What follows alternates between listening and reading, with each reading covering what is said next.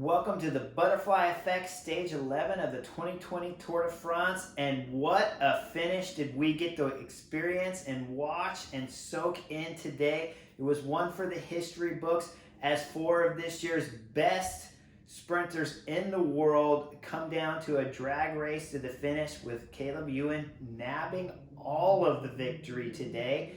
And of course, the drama later was to come with Peter Sagan getting relegated to last place on the stage, effectively costing him massive points on the green jersey and quite possibly making the point deficit insurmountable to be able to recover from. So the topic of today has to be the finish line. We'll go back to the last 5K when Bora Hansgrohe sends Postelberger up the road. This is in effect what they're trying to do, is speed the race up to the point to where the sprinter teams, the really strong sprinter teams, can't just take a hold of the race and lead it out to the line. Peter Sagan, I'm sure he's asking for this to happen so that it could be a chaotic finish without a strong team leading it all the way to the finish. The Koenig Quickstep take the bait, they jump with Bob Jungels and Asgreen as they go across to Postelberger. What was really beautiful to watch when these three worked, Asgreen really knew that the little step up with 3K to go was coming. He drove it all the way to that point, sprinted as they went up the climb, and then Bob Jungels took over to try to make it all the way to the line. Of course, to our delight, they got caught, which was fantastic for us because it set up what will be known as a historic win for Caleb Ewan and another big DQ relegation for Peter Sagan at this year's tour. Personally, I hope they change their mind. When you go back and you watch the finish, the hole that was against the right side barriers for Sagan was really there when he started his acceleration. You watch the helicopter view. Wout van Aert, I can't say you would relegate him for changing his lines. He really didn't change his lines, but if you watch the video, he certainly moves over that inch or two and that hole is closed. But when you watch the video, it's clear Sagan has the space to make it between the fence and between the bars of Wout van Aert, but just that small little bit, an inch or two, is all I'm talking about. When you see how much he moved over, now Sagan has to go into Wout van Aert with his full shoulder, his full head, and it looks aggressive on film for sure because, folks, it is. They're going very fast and they're the best sprinters in the world. I will not argue that it's an aggressive hit, but it has to be that way in order to open the hole back up that he's already committed to go through. And you'll say, Chris, but why doesn't he just hit his brakes? Here is the big problem, and a lot of fans at home don't understand. I want you to go back and watch the video. You can catch it on YouTube. NBC has it set up there for free. You can catch the last 1K. They'll show you the finish. They'll show you the helicopter view. When you see the finish and all four are going to the line, what I want you to look at really closely, and this is important, none of the sprinters have their hands on the brakes. They're not even in a position to where they could reach the brakes if they need to get to them. It's 100% dedication to the line or a crash, or you got to hit with your shoulder into the rider to slow you down. That is the only way they can slow their bike down, is taking their shoulder and shoving it into the rider. So when we go back to Sagan trying to fit through that hole, understand that his hands are not on the brakes when he's doing the sprint.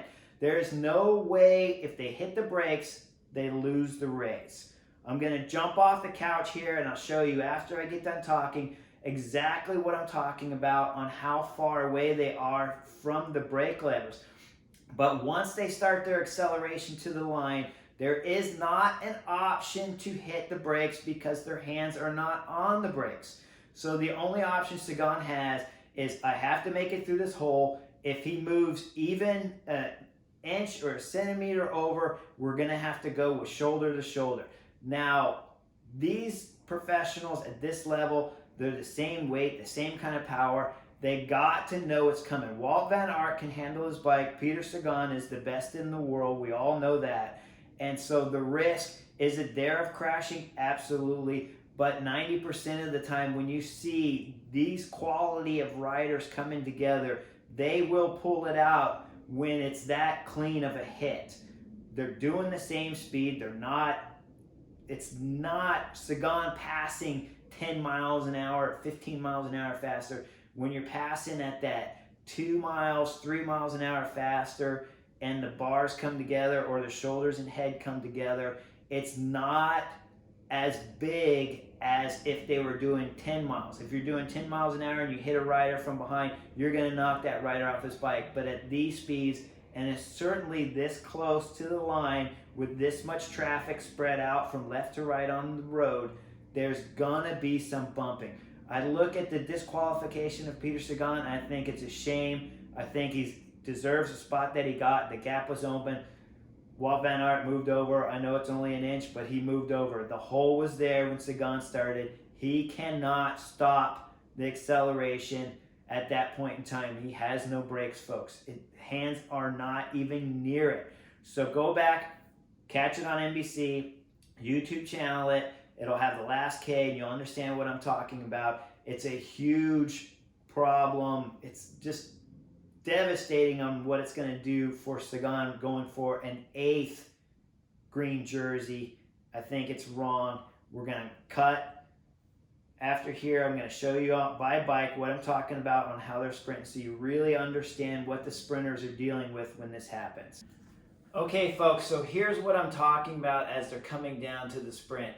Now, when you watch 5K out, everybody has their hands, especially the non-sprinters, guys like myself when I was racing, they always have their hands and their fingers are always on the lever here. And we even have, I was scared for my life, so I even have the lever pulled in slightly so I could even get to them faster.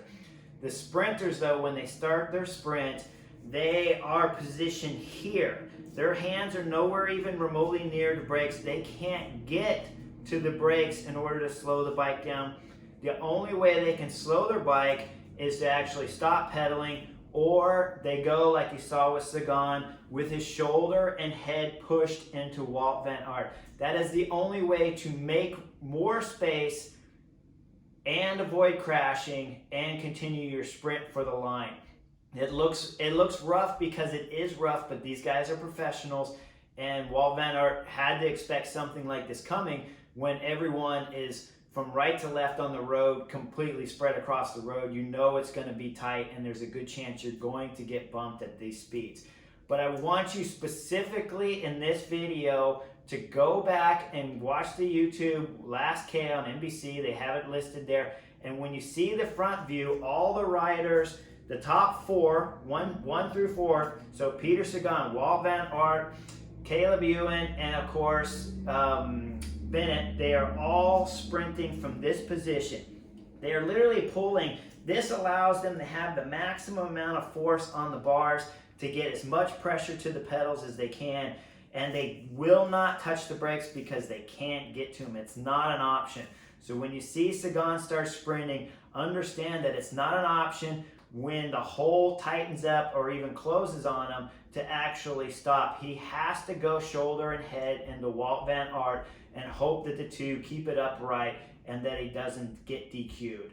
And of course, we all know he did. We'll see if that holds up and if he continues tomorrow and gets those points back, or if they're going to DQ him. But when you watch the video angle, keep a look at his position where his hands are when they're coming to the line, and keep in mind that the gap was there for him to fit through when he started, and Walt Van Aert moves over. I know it's just barely, but it's an inch or two, and that's enough to close that hole. Thanks for tuning in to the Butterfly Effect. Hope you enjoyed today's Stage 11 of the 2020 Tour de France. See you next time.